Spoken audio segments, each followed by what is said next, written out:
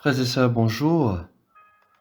Nous nous retrouvons au début de cette nouvelle semaine pour méditer l'évangile du jour tiré de Saint Luc au chapitre 9, les versets 46 à 50.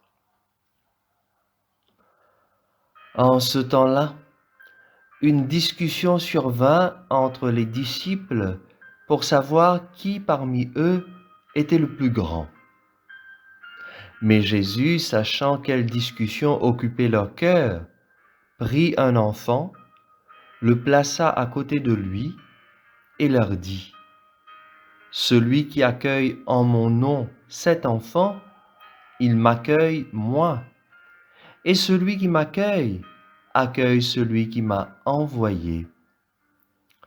En effet, le plus petit d'entre vous tous, c'est celui-là qui est grand. » Jean, l'un des 12, dit à Jésus, « Maître, nous avons vu quelqu'un expulser les démons en ton nom.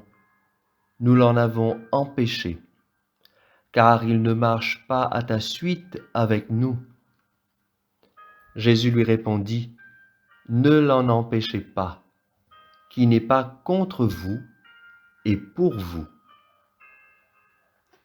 Acclamons la parole de Dieu.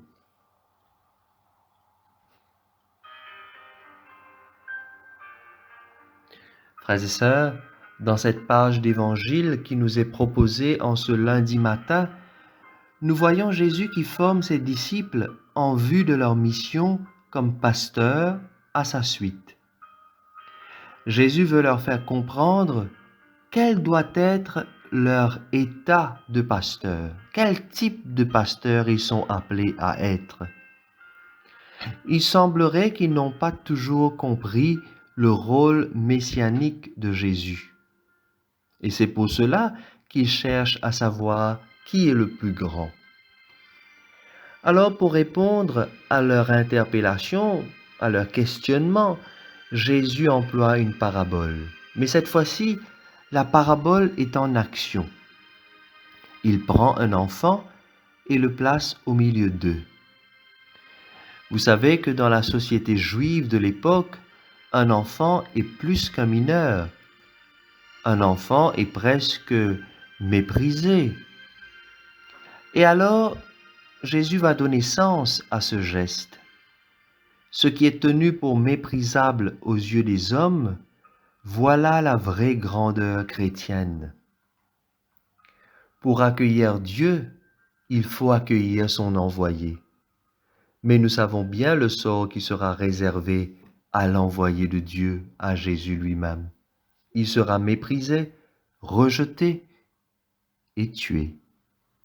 C'est pour cela qu'il sera difficile pour les disciples d'accepter la passion et la mort de Jésus. Mais Jésus veut leur faire comprendre qu'être chrétien, c'est être capable de se comparer à ce qu'il y a de plus humble dans la société. Et à la fin de l'Évangile, nous voyons Jean, le disciple, qui proteste parce qu'il a vu que d'autres personnes chassaient les démons au nom de Jésus. Et il refuse cela parce que ces personnes n'appartiennent pas au cercle des disciples. En d'autres mots, ceux qui sont proches de Jésus lui disent que le pouvoir de chasser les démons est un pouvoir qui leur est réservé. Mais Jésus va leur dire, « Soyez ouverts, ne restez pas fermés sur vous-même. Laissez agir ceux qui veulent soulager les malades, réconforter les faibles, les pauvres, ceux qui sont accablés. Laissez-les manifester la bonté du Seigneur eux aussi. Ne soyez pas égoïstes. Le plus grand est celui qui se fait petit et humble comme un enfant, qui reconnaît que ce qu'il a comme don, comme talent, tout lui vient de Dieu. » Jésus apprend à ses disciples à toujours rester ouverts, ne pas se renfermer dans sa petite bulle en pensant que le Christ est venu que pour un groupe, que seul ce groupe a le monopole du Christ. Non, le Christ ne se laisse pas accaparer par aucun groupe, aucune religion. Il reste libre.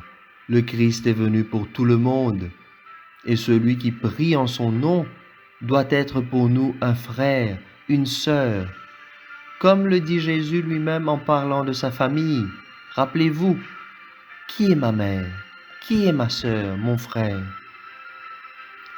Alors, durant cette journée, frères et sœurs, demandons à Dieu la grâce de garder un cœur d'enfant, capable d'aimer sans mesure, de pardonner sans réfléchir, d'être heureux malgré les difficultés.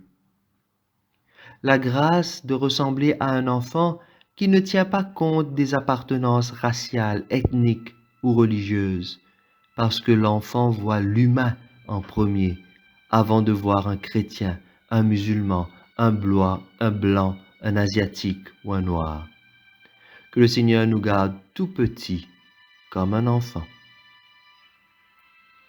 Par ailleurs, frères et sœurs, Georges Othello, mon confrère spiritain, sera ordonné diacre permanent et moi-même prêtre le dimanche prochain 3 octobre. Je vous invite à prendre cette prière avec moi ce matin et durant cette semaine. Elle nous accompagnera durant cette grande semaine de préparation aux ordinations.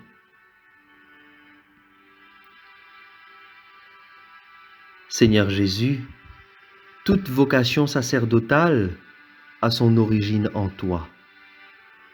Autrefois, tu as rassemblé autour de toi des disciples et tu les as envoyés annoncer aux hommes à ta place la bonne nouvelle. Tu leur as demandé de ne rien emporter, mais de se donner totalement, comme toi-même, à l'envoi du Père et de compter sur lui. Dans les difficultés, il leur restait seulement la certitude d'être appelés et envoyés par toi. Renouvelle chez le prêtre et le diacre qui y sont engagés dans ta mission la grâce du premier amour. Fais-leur vivre l'élan de leur vocation qui les a décidés à te suivre et à tendre vers l'idéal sacerdotal.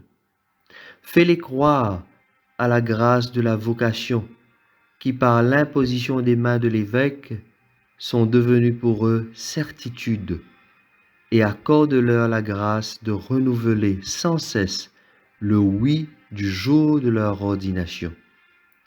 Ne cesse pas de leur faire ressentir que leur engagement aide les hommes à vivre et suscite leur foi. Ne laisse pas se décourager dans les difficultés au quotidien et que, aux heures de déception, ils trouvent force d'âme dans la certitude de ton appel. Donne-leur des personnes qui croient en leur vocation et qui fassent route avec eux. Sainte Marie, Mère des appelés, prie pour nous. Sainte Marie, Mère des disciples du Christ, prie pour nous. Saint Curé d'Ars, prie pour nous. Bienheureux Père Laval, prie pour nous. Amen. Je vous souhaite à tous et à tous une très belle semaine avec le Seigneur. Frère Patrick Polydor, Sainte-Croix, Maurice.